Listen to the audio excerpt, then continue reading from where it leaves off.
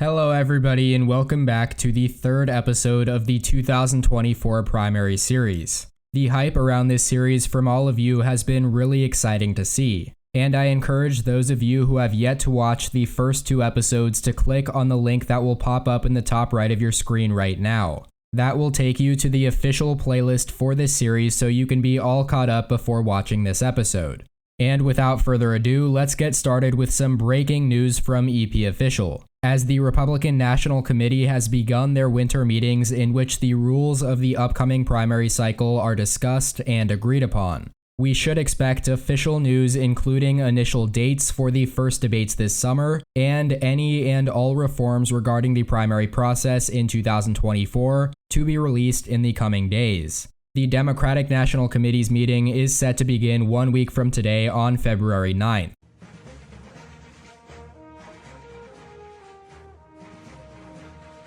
Major news out of Columbus, Indiana today, as the former 48th Vice President of the United States, Mike Pence, has officially launched a bid for the presidency of the United States. It was never a matter of if, but when for Pence, as he has been consistently lauded as a frontrunner for the Republican nomination since Donald Trump's loss in 2020.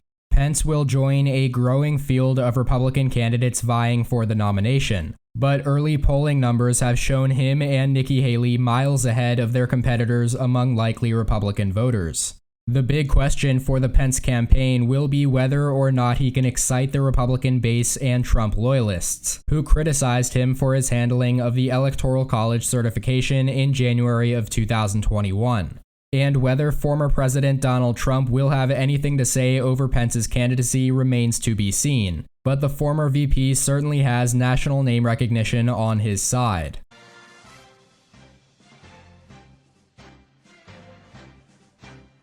Absolutely stunning news today, as former U.S. Representative Tulsi Gabbard has formed an exploratory committee to run for President of the United States as an independent candidate.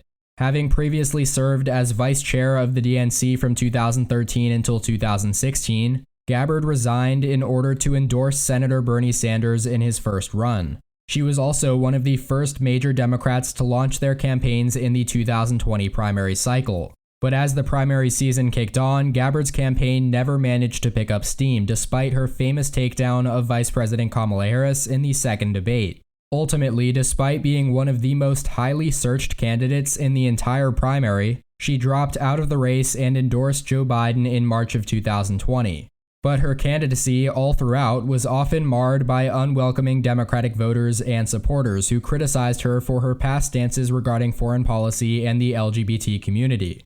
Ousted by the Democratic establishment in many ways, Gabbard decided against running for re-election to Congress in 2020 and appears to be considering running as an independent in 2024.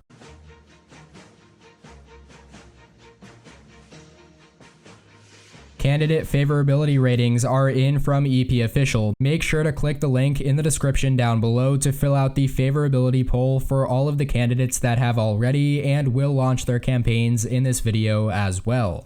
First on the list is House Minority Leader Hakeem Jeffries, who holds the third lowest favorability of any candidate that has entered the race thus far. His unfavorability rating, however, is relatively low, and therefore his net favorability ranks 6th out of the 13 candidates, which indicates that many voters simply do not hold an opinion of Jeffries as of yet. He is also sitting at plus 29% among Democratic voters, which ranks 5th only ahead of Howard Schultz. But among Republicans and independents, he ranks 2nd and 3rd respectively. These are certainly not the most exciting numbers for his campaign, but they are not disastrous either. He just has a lot of work to do in order to win over voters. Next up, we have Fox News TV host Sean Hannity, who ranks dead last in net favorability at negative 40%. That is a horrendous number for the Trump loyalist, and it may not surprise you that his negative 89% among Democrats is the worst among his Republican opponents as well. Something that could very well surprise you, however, is that his plus 13% within the Republican Party is also the lowest. And then finally, among independents, his negative 40% is ranked 7th out of 7 as well. So in short, voters across the spectrum do not appear to think too highly of Sean Hannity. Moving on, Congresswoman Val Demings holds a net negative 2% favorability, which ranks a solid 4th out of the 13 candidates. Similarly to Hakeem Jeffries, however, her favorability ranks in the lower half at 34%, suggesting that many Americans have not yet formed an opinion of her as a presidential candidate. Perhaps the most impressive number on her board is her positive favorability among independent voters. She joins Pete Buttigieg as the only Democrats to do so. And our next Republican candidate is Governor of New Hampshire Chris Sununu, who nets a surprisingly high positive 10% favorability among all voters. That ranks him 3rd overall, only behind Pete Buttigieg and Nikki Haley. Furthermore, 42% of Americans find him favorable, which also ranks a solid 3rd, and he is the only Republican to be positive among Democrats as well. And while he may only rank 5th among Republicans, his broad bipartisan support is likely to be an attractive trait early on in his campaign. And the last Democrat on this list is New York Governor Andrew Cuomo, whose numbers look awfully similar to Vice President Kamala Harris, which may not be all that surprising given their statuses as the most infamous Democrats in the field. Nonetheless, his negative 15% favorability ranks one behind Harris in 10th, while his unfavorability ties Harris for second lowest, only ahead of Sean Hannity. At first glance, you may think that this is solely a result of large disapproval among Republicans. But as it turns out, he only ranks 3rd among Democrats at a positive 39%, far behind Harris's 71%. Still, Cuomo is certainly one of the leading contenders for the Democratic nomination. Finally, Governor of Texas Greg Abbott is last on the list, and his net favorability comes in one place behind Cuomo in 11th at 17%. Abbott has been heavily scrutinized for his response to the COVID-19 pandemic in the state of Texas, and that may be a leading factor in why he is disapproved of so heavily by Democrats. All things considered, though, a positive 46% favorability within his own party is a pretty promising number that he can build on in this campaign.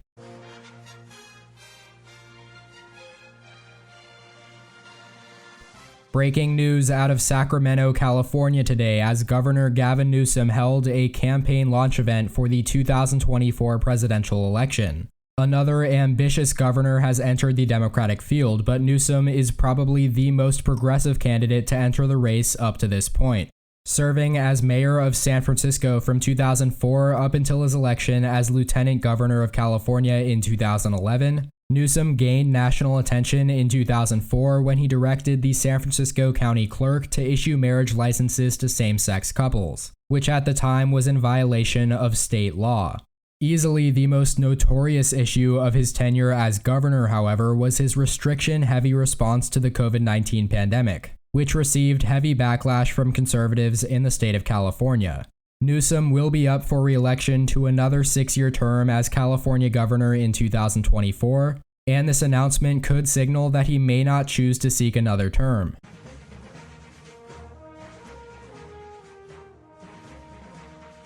Senator Tom Cotton of the state of Arkansas has announced that he will be running for president of the United States in 2024. There has been a lot of speculation surrounding Cotton's prospects as a Republican presidential candidate over the last few years, and today he made the news official. Cotton previously served as a member of the United States House of Representatives from 2013 to 2015, and during the Trump administration, he was seen by most as a Trump loyalist. In 2020, Cotton was listed on a shortlist for potential Supreme Court justice nominees by President Trump. But in 2021, he stated that he would not support any attempt to overturn the results of the Electoral College. According to VoteView, Cotton is ranked as the 16th most conservative Republican in the Senate.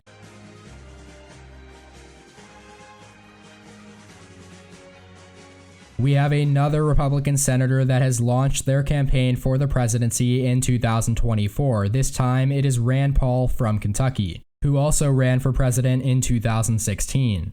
Paul is currently ranked as the second most conservative Republican in the Senate according to VoteView, but he is often characterized as a libertarian constitutional conservative in favor of the modern Tea Party movement.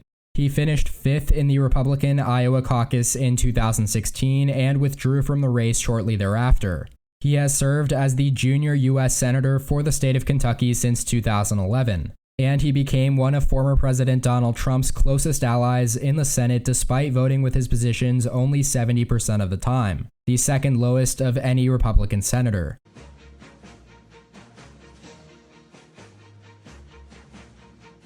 Now let's take a look at the updated primary field.